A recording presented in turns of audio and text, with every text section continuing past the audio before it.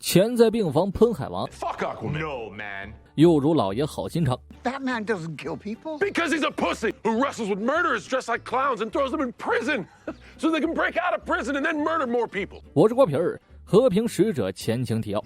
罗兰一家被确认为蝴蝶成员，莫恩下了杀令，可史密斯却因为目标是孩子，迟迟没有动手。于是义警蔡斯接过大举，3枪抬走3人。不曾想柔道大师来偷袭，史密斯和蔡斯双双被擒。好在史密斯是个顽强的特务，即使蔡斯的脚趾头被掰断，他也绝不开口。最终2人成功反杀，并且发现了蝴蝶计划的真相，那是一群外来生物寄居在人类大脑里。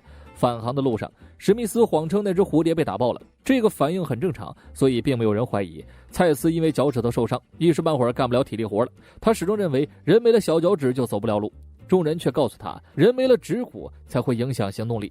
它属于人体内的长骨，是人在运动过程中最为重要的骨头，而这个指骨负责站立、走路等动作。就算蔡斯没了小脚趾，也不会有人嘲笑他。What are we gonna do about him? Hey, no! No! 莫恩安排了任务后，把史密斯叫到了小黑屋。关于他昨晚因为犹豫影响了行动，这让莫恩很不满意。史密斯依旧把责任怪给了 logo， 但其实不杀孩童这个问题另有原因，只不过他没有必要对莫恩解释。史密斯始终不信任这个团队，他再次声明不会因为命令而去射杀孩童。既然如此，莫恩决定拉蔡斯入伙，他可是属于杀人不眨眼的。史密斯也没有在意，提醒莫恩那家伙可能……道上史密斯想起了饕餮少年，那是个什么都吃的怪咖，自己身边可能就没几个正常人。临走前，史密斯想知道蝴蝶的更多信息，但莫恩却表示晚上再说。史密斯没有多想，就带着蔡斯离开了。廖塔还没从杀人的压力中缓过神来，需要找个人聊聊。哈考特却表示 I missed the part where that's my problem。 没有办法，廖塔只能一个人在厕所不停地大口呼吸，以此平复心情。这柔道大师就被约翰绑在了沙发上，担心他就这么死了，还打上了点滴。史密斯这边让蔡斯绕道，他要去父亲家拿点装备。蔡斯瞥了他一眼，话里有话地说道：谢谢你啊，昨晚不在乎我的生死。心里有怨是肯定的，但蔡斯自我安慰，把这当成了来自偶像的考验。想做大事，那必须得经得住严刑拷打呀。一开始史密斯还没有搞清楚状况，厚颜无耻地说着不客气，但没一会儿他就反应过来了，这家伙明摆着是在抱怨。史密斯不肯低头，美名其曰：你要心怀感恩啊，没有我守口如瓶，哪有你的今天呢？蔡斯恨得咬牙切齿，却还是回了句谢谢啊。到了奥吉家，蔡斯发现他把国旗倒挂在院子里，这国旗倒置其实是国际通用信号，寓意着这个国家正面临着某种巨大灾难，也可以说是呼救的意思。当然了，白骨龙这行为可能就是讽刺美国的现状，也可能是想要颠覆政治。他毕竟是个纳粹种族主义者，虽然奥吉是个十恶不赦的宰种，可史密斯却总是在维护他，甚至不惜调侃蔡斯的家世来反击对方。蔡斯他爹为了一个男的抛弃了他，懂的都懂啊。史密斯远远就瞥见了老头，生怕他要跟自己絮叨，几个箭步就到了门口。可父亲半天不开门，史密斯只能撬锁进去，结果还是被老头发现了。屋里没有任何生气，电视上还播着长绿城动物园的猩猩失踪了。史密斯也没有多想，直接就去了仓库。犹豫片刻，他只接走了1个头盔啊。看着父亲的白骨龙战役，史密斯眼神复杂。车上实在无聊，蔡斯换上了便装也跟了进来。他一眼看出了白骨龙的弱点，盔甲的接缝处最为脆弱。蔡斯还纳闷，这里的空间如此巨大，史密斯为他解了惑，这是多维度空间。别问，问就是量子力学。蔡斯讽刺奥吉这么个种族主义者还能如此聪明。史密斯作为种族主义者的儿子，不会也是个种族主义者吧？这话自然是在报复昨晚的严刑拷打。即使史密斯怎么解释，蔡斯都感觉他像是披着羊皮的狼。If it walks like a duck, it's either a duck or a duck wearing human costume. How the fuck could that even happen? How would what happen? A duck in a human costume? I don't know. Ducks are sneaky, I guess. That and they could give 2 shits about their best friend's pinky toe. Get out of here. Don't push me. 2人互怼了一番，最终还是离开了房子。然而该来的还是来了。Batman has a coterie of supervillains. Joker, Riddler, Mad Hatter. 老头是蝙蝠侠的铁粉，坚信只有蝙蝠侠才是超级英雄。你和平使者连个头号劲敌都没有，自称什么超级英雄？史密斯有些恼怒，他告诉对方自己的劲敌都死了，不像蝙蝠侠把人抓进疯人院，然后等着人家越狱，然后杀更多的人，最终死伤平民后又送回疯人院，重蹈覆辙。史密斯认为蝙蝠侠就是个普希，间接害死了那么多人，还怒骂老头像个沙皮狗。生动归生动啊，老头也不甘示弱，诅咒他会跟奥吉吃牢饭。史密斯这才知道父亲入狱了，他一个电话过去暴骂穆恩脑子有病，后者也只能是无奈的表示那是个意外呀。史密斯来了脾气，他不想见穆恩这群人了，他要去监狱探望老爹，说了几句暖心的话就给挂了。穆恩也无辜，自己明明只是拉了泡屎，他又把气撒在了约翰身上。蔡斯却一脸得意，他早就告诉史密斯这群人不能当朋友，这回史密斯也没法反驳，他为昨晚的严刑拷打道了歉，玩到最后还就是蔡斯一直陪着自己，蔡斯就等这句话了，心里乐开了花呀。摩恩这边指派利奥塔去和史密斯协商一下，争取大事化小，小事化了。团队里约翰跟史密斯不对眼儿 Fuck you. 史密斯想跟哈考特对眼儿 Fuck off. 他也想抠了自己的眼儿 Yeah, well, fuck you, man. 只有利奥塔这个中间人最合适了，但众人不知道柔道大师已经悄摸醒来，正缩骨逃脱中。于是乎，利奥塔在监狱门口拦住了史密斯，给奥吉害进监狱这事儿不是他或者穆恩，又或者是哈考特干的，他不能告诉史密斯是谁干的。利奥塔还说，他们手里有史密斯的档案，里面记录了奥吉如何对待了他。大家都认为白骨龙是个崽种，不希望史密斯跟他扯上关系。跟其他故事不一样，史密斯是觉得父亲会变好的那一方，虽然这么说他自己都不信。史密斯走后，利奥塔这才瞥见蔡斯，他们还不知道蔡斯就是义警，但是听声音确实很像啊。I take it you're vigilante. No, You sound like him. no, I don't. Why are you limping? Snowboarding accident, totally unrelated in any way to vigilante. Who is he? Might even be a she. Yeah, maybe it's a he. 蔡斯费劲巴拉解释了半天，自己把自己给锤了。监狱里，奥吉正在给信徒们讲着自己的故事，就被拉去见了儿子。史密斯坦白，这事儿是队友干的，他会想办法弥补这一切，同时希望父亲别走漏风声，他们现在跟外星人干上了。奥吉对外星人的痛恨不亚于种族，不变的是，他依然认为史密斯是个普希。史密斯也很无奈呀，他恳请老爹再忍一段时间，事情办完他会自首替罪。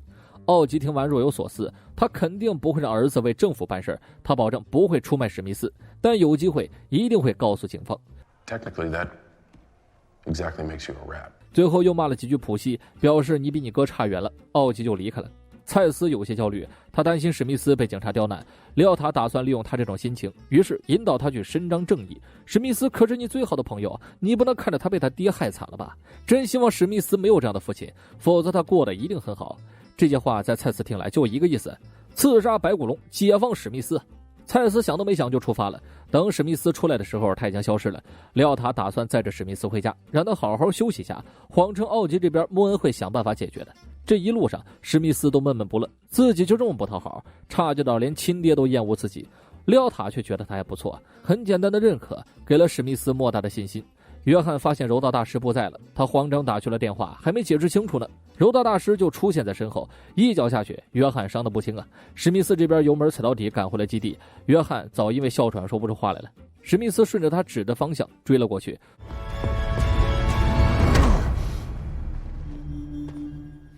空气中似乎都弥漫着玉米棒的味儿，他到处寻找着柔道大师这个小妈的 fucker。随即史密斯跟着他扭打了起来。上次碍于对方偷袭和场地施展不开，史密斯败给了柔道大师，但这回光明正大正面硬刚，史密斯的力量就取得了优势。柔道大师知道自己打不过，他试图talk，刚想说出蝴蝶的其他秘密，就听到一声枪响，利奥塔击毙了他。不过两人发现柔道大师还有一口气儿，按史密斯的说法，习武之人能够在重伤时控制血液循环，让自己不会失血过多身亡，会这招的少之又少。柔道大师被抬回了沙发，重新打起了点滴。这时哈考特坐在了他的身边，告诉利奥塔，杀人这个过程并不轻松，有负罪感是一定的，只有阿曼达那种人才会视人命如草芥。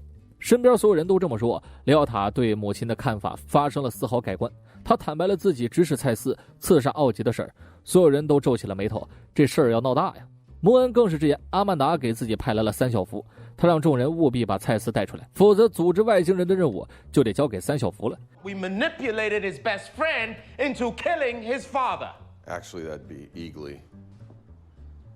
You said best friend, okay? In case someone here thinks that Adebayo convinced Eagly to kill Peacemaker's father. 蔡斯这边当着警察的面搬起了垃圾箱，费了老鼻子力气抬到了窗户边，人们都以为他脑子有病啊。结果蔡斯众目睽睽之下砸碎了监狱的窗户，等待他的就是原地逮捕啊！这正是蔡斯想要的结果。他还让警察们小心自己的脚趾头。蔡斯一副瘦样，却不在乎身边的任何侮辱，他直接走到了奥吉跟前，似乎都幻想起了史密斯解放的日子。奥吉这儿跟狱友吹着牛逼，转头看见小白脸坐在边上，还跟自己探讨着种族公平这事儿，更是应对奥吉这个白人至上的丑八怪，污言秽语我都没办法翻译的文雅。奥吉的不满小弟们看出来了，他们一拥而上要教训这小子，任谁没想到蔡斯把他们暴打了一顿。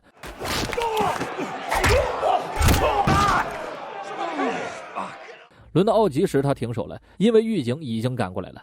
之前那个菊花不保的小子还袒护起了奥吉一行人。被带走前，蔡斯暗道可惜啊，小声说奥吉是个烂父亲。后者怎么能不懂啊？他要求跟宋警官对话。史密斯回到拖车上，他悄悄拿出了蝴蝶。别看他五大三粗，但是心细如发，怎么可能把疑惑打爆呢？英英对这个东西充满敌意，他倒是保护起了史密斯。史密斯在酒吧找到了哈考特，他想知道队伍手中的档案究竟是怎么记录自己的人生的。哈考特也没兴趣细看，只记得里面写着奥吉从小虐待史密斯，且史密斯的哥哥死因不详，还明确标注他的死和史密斯有关。得到了答案，夸了夸哈考特的球，他就离开了。没多久，蔡斯就被释放了。自然是团队解决的此事。哈考特接上他离开，却发现蔡斯陷入了深深的自责。